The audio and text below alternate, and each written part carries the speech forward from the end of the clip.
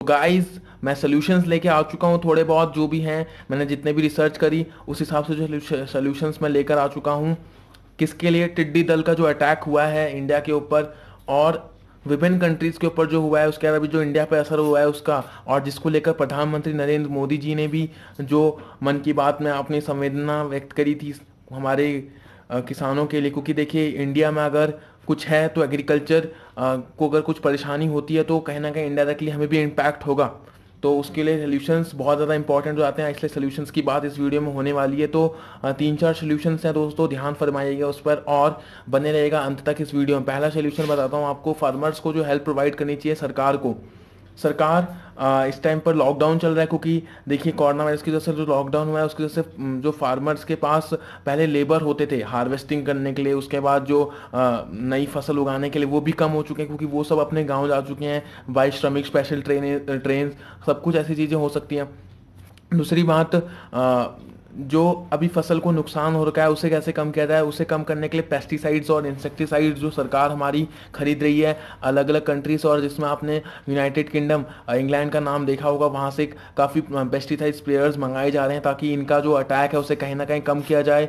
तीसरी बात जो की है, इनसे इनोवेटिव एक सोच निकाल कर उजादित की गई है कि हाँ भाई हमें क्या करना चाहिए। तीसरा जो मैं बताने वाला हूँ पॉइंट बहुत ही इनोवेटिव है, क्या कि इनको कलेक्ट करिए, इनको रात को पकड़िए और इन्हें बेचिए। क्यों बेचिए? क्योंकि इनके अंदर होता है प्रोटीन सोर्स। क्या होता है इनके अंदर? प्रोटीन सोर्स होता है। प्रोटीन सोर्स यानी कि समझ लीजिए पनीर के अंदर जो चीज़ होती है ना वो इनके अंदर भी होती है। मान लीजिए अगर प्रोटीन चाहिए हमें, ओमेगा 3, विटामिन B12, ये सब कंपोनेंट्स इनके अंदर हैं। और पाकिस्तान में तो यहाँ तक हो गया कि किसी न किसी रीजन में प्रैक्टिस की जा रही है कि 20 पाकिस्तानी रुपयों में 1 किलो टिड्डी बेचकर फार्मर खुश है। और ये टिड्डी बेचेंगे किसे? टिड्डी किसे बेचना है? ये बेचना है जैसे कि मान लीजिए जो इन्हें खाता है, कौन खाता है इन्हें? मुर्गियाँ खाती हैं। ऐसे ऐसे जो चीज़ें खाने वाले कौन होते हैं? मुर्गी खाते हैं ना, तो उन्हें बेचना है, जो उन्हें हार्वेस्ट करते हैं उन लोगों को बेचना है ताकि उनको ही फायदा हो जाए, फार्मर भी परेशान ना हो। तो मुश्किल थोड़ा लग रहा है लेकिन कहीं ना कहीं हमें इसे प्रैक्टिकल बनाना पड़ेगा। तो सरकार को ये कोशिश करनी चाहिए कि इसे कैसे प्रैक्टिकल बनाया जाए,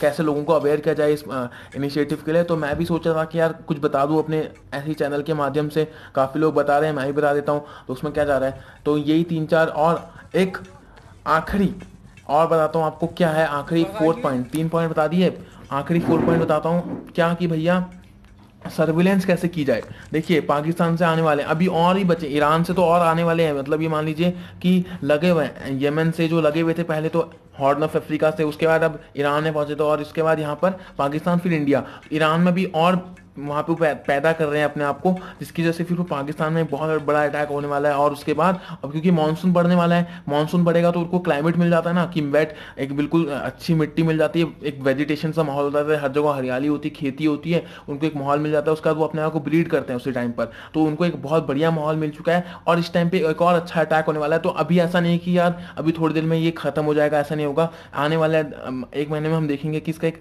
डिवास्टिंग इम्पैक्ट हो सकता है, लेकिन वो तभी होगा जब हमारे सोल्यूशंस नहीं होंगे। अगर हमारे पास ऐसे सोल्यूशंस हैं और इन्हें हम प्रैक्टिकल वे में इंप्लीमेंट कर रहे हैं तो ये कहीं ना कहीं हम जाकर इस पर विक्टोरियस साबित हो सकते हैं। लॉकडाउन थोड़ा सा मुश्किल हो की वजह से थोड़ा मुश्किल हो सकती है, लेकिन कहीं ना कहीं हमें देखना होगा, हमारी सरकार को थोड़ा सा और अपलिफ्ट करना होगा। और मुझे लगता है कि प्रधानमंत्री नरेंद्र मोदी जी इसके ऊपर कुछ कड़े कदम उठाएंगे और फार्मर्स के लिए कुछ ना कुछ सहयोग की व्यवस्था करेंगे।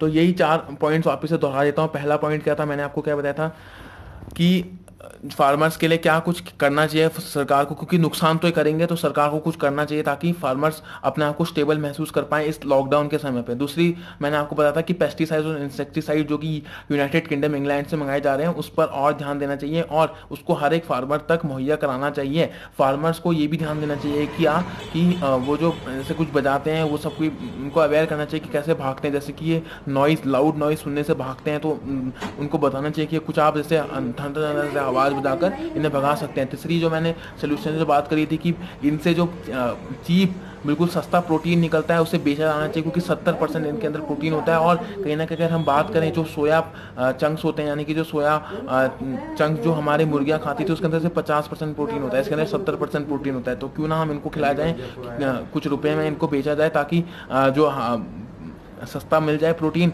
उस मुर्गी वाले को भी, और जो यहाँ से किसान बेच रहा है उसको भी कहीं ना कहीं कुछ फायदा हो जाए।